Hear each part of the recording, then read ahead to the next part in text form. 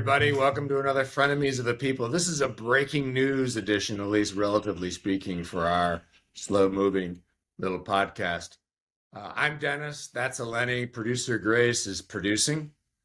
And breaking news, Eleni, the Illinois General Assembly got their work done before their deadline-ish. I think one legislator called it May 32nd.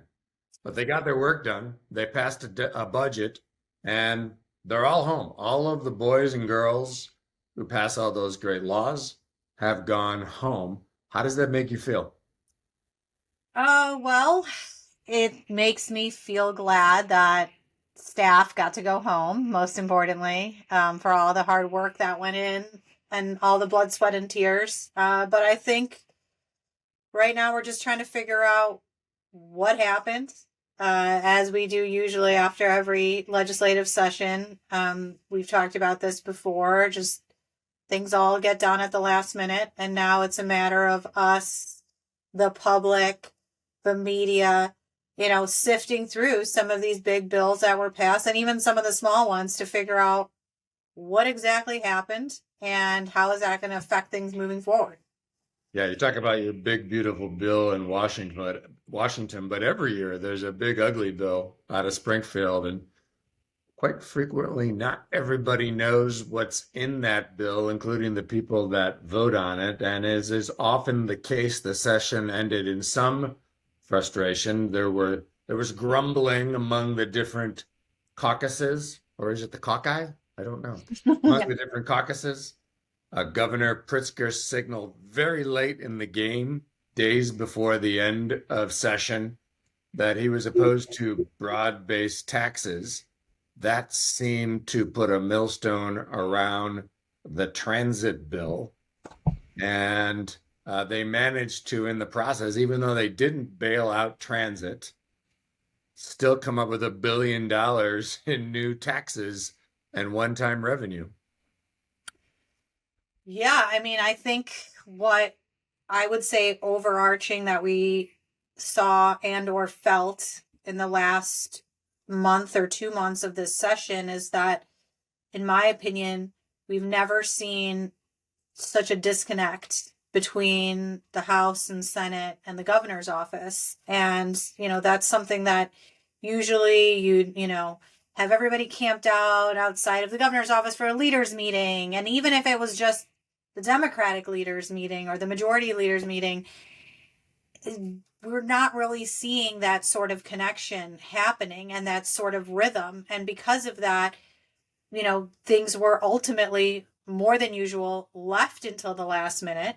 And so what we saw, like you mentioned, with a transit bill, really just, I felt glorified this disconnect that is not happening amongst the leaders potentially, or even leadership right now. So that's interesting to see the road it's going down and just how that's going to continue to affect how and if things do get done and when they get done. That feeling of why do they have to be so last minute every year? I can't help but think it, even though I know better. When I was serving my sentence down in Springfield, and we actually worked with this lawmaker. There was one of back then the Senate. We had a divided General Assembly, and the Senate was Republican, and the Senate, one of the top Senate leaders, top committee chairman, was a senator that we work with now, and he would lead. He was the floor leader on the budget, and he would read off all of the different procedural steps and parliamentary steps like he was doing an auction at a fundraiser. No one except maybe him knew what the heck he was saying, all to slam the budget through while you had the votes and while you had the lawmakers there to press the green button.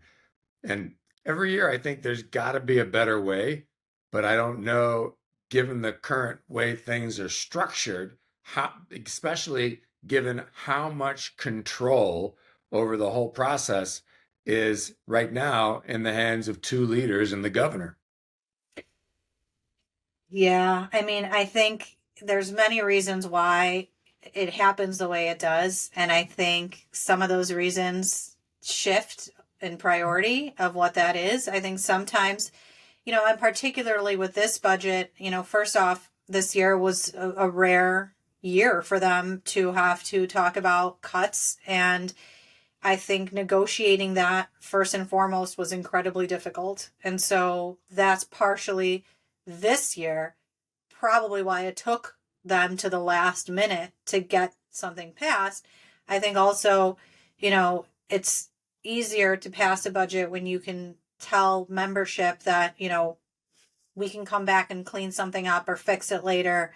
But right now we kind of have to get this through. So there's a lot of factors at play, but I would say the most important factor this year was just the difficultness of this year's budget and how they were going to have to, solve it.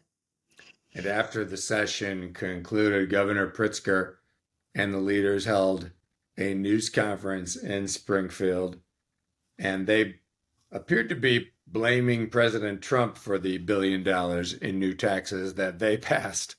And they started to, or at least the governor started to coin the phrase, the Trump slump, which makes me think that politics really fits into how this all ended up. It always does, but especially now, and the rest of this administration and this General Assembly. Well, look, I think I would say this doesn't surprise me in the slightest bit, because for many years, I would coin a phrase that our lovely capital facts Rich Miller always used, called "because Madigan." And we always, as here in Illinois, the minority party always used Madigan as the blame for anything and everything that would happen. And so I would say also that when Bruce Rauner was in office, the majority party used Bruce as their because Rauner. And now we're seeing that shift to because Trump. And I think that will continue on until the end of his term, because now they have somewhere else to point the blame to. And I think this is something that you see in politics on both sides of the aisle.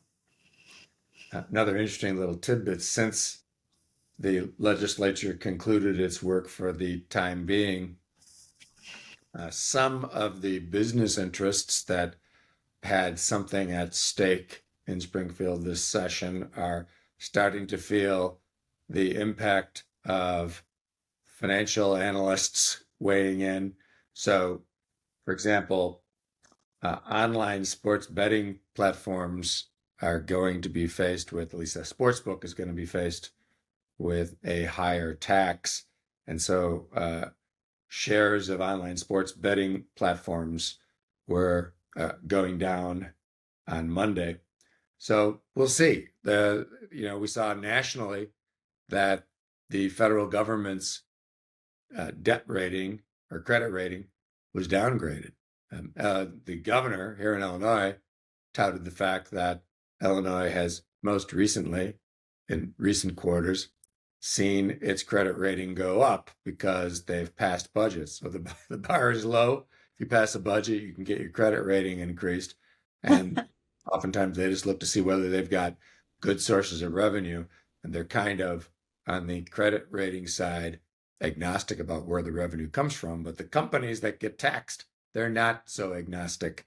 And I'm sure that will, when you bring the legislature back in session, even if it's to deal with the impact of Trump budget cuts, you're going to have all those interests that felt like they got gored or didn't get what they needed come back down and work the process as well. So nobody will be safe if they do come back this summer or early fall.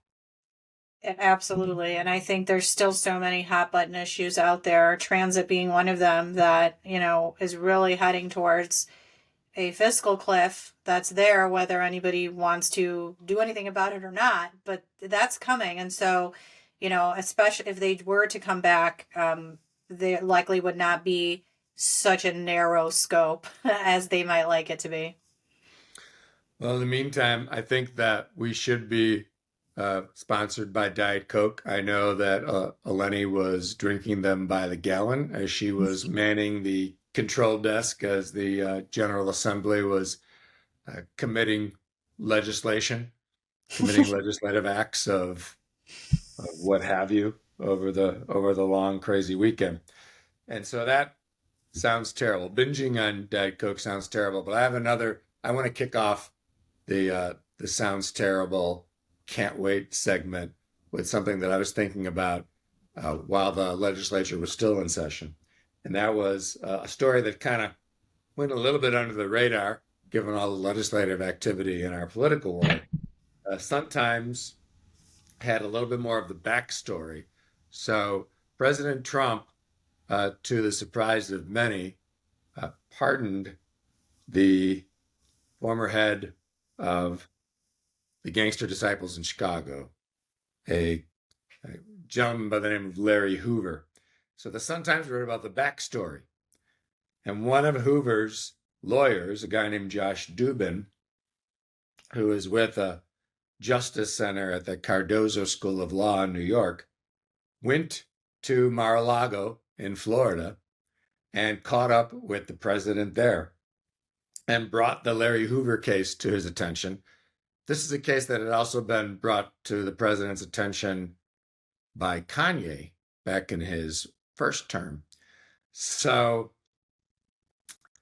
he reported to the Sun-Times that the president immediately recognized the case and, quote, asked if I believed that Larry was rehabilitated and had evolved. And the lawyer responded that he has sworn off street life and he is now going to set a good example.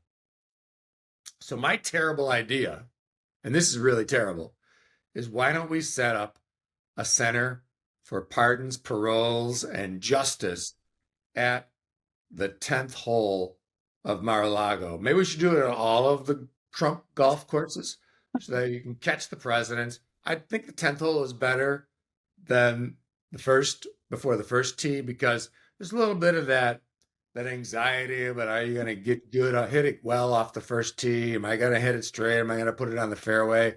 Even though I'm sure there's people down the fairway that are kicking the ball back into the fairway for the president. I think the turn is a good place. Everybody's feeling good. They're loosened up. Maybe he's had some Diet Cokes and maybe even a McDonald's cheeseburger by then. And just, hey, I got Eleni here. She didn't mean it. You should give her a pardon. You should commute her from prison. So I think it's a terrible idea. And that's what I'm throwing out there. I'm doing my public service for the criminal justice system. What do you think? I think that works. I think my sounds terrible this week would be a former colleague mentioned this, and it makes sense now. It just sounds terrible for, I would say, the transit executives who now know what it's like to try to take the CTA. You're waiting for something to arrive and it just never comes. So I'm going to go with that's pretty terrible. And they're in for a probably terrible summer. I think everybody who takes the CTA, including producer Grace, are in for more terribleness unless the General Assembly once again does a buzzer beater before things get too terrible. And listen, if it's terrible, then you're watching Frenemies. We are really terrible. Producer Grace, she produces stuff. She's also Grace draws stuff on various platforms. You should check out her stuff. Thank you on behalf of Eleni and Eleni's hat. That's another edition. We will see you soon.